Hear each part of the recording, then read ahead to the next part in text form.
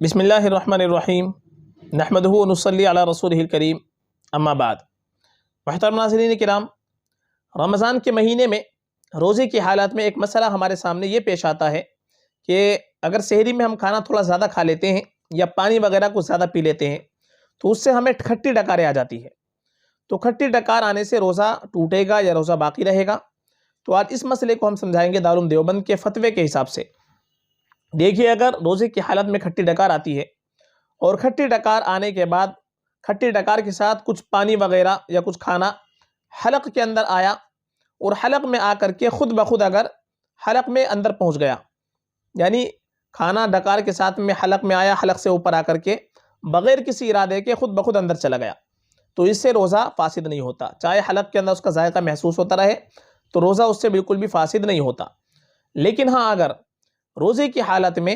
اگر کھٹی ڈکار آئی، کھٹی ڈکار کے ساتھ جو پانی تھا اور اس کا جو کھانا تھا وہ تھوڑا بہت کھانا اگر ہمارا منہ کے اندر آ گیا، یعنی ڈکار کے ساتھ حلق سے نیچے اتر کر کے کھانا منہ میں آ گیا، تو منہ میں آنے کے بعد اگر ہم جان بوجھ کر کے اس کھانے کو جو ڈکار کے ساتھ آیا ہے اگر اندر لے لیں گے، یعنی منہ کے اندر آنے کے بعد اگر ہم نے حلق میں اس کو لے لیا تو اس سے روزہ ہمارا فاسد ہو جائے گا، چاہے تھوڑی مقدار میں ہی کیوں نہ ہو۔ اس لیے اس کام کو اہتمام کرنا چاہیے کہ اگر نماز وغیرہ میں بھی اگر ہم کو یہ ڈکار آ جائے اور کھانا منہ میں آ جائے تو نماز ہی کی حالت میں ہم کو ایک کپڑے وغیرہ پر اس کھانے کو لے لینا چاہیے، تھوک دینا چاہیے، یا نیت توڑ کر کے اس کو، وہاں اگر تھوکنے کی گنجائش نہیں ہے تو نیت توڑ کر کے باہر اس کو جا کر کے تھوکنا چاہیے تاکہ ہمارا روزہ برقرار رہے۔ یہ مسئلہ ہم کو اچھے سے سمجھ لینا چاہیے کہ ڈکار اگر آئی اور ڈکار کے ساتھ میں تھوڑا بہت کھانا حلق تک آیا اور آنے کے بعد خود بخود اندر پہنچ گیا تو اس سے تو روزہ فاسد نہیں ہوتا۔ لیکن اگر ڈکار کے ساتھ کھانا آیا اور منہ میں آ گیا، منہ میں آنے کے بعد ہم نے جان بوجھ کر کے اس کو اندر لیا،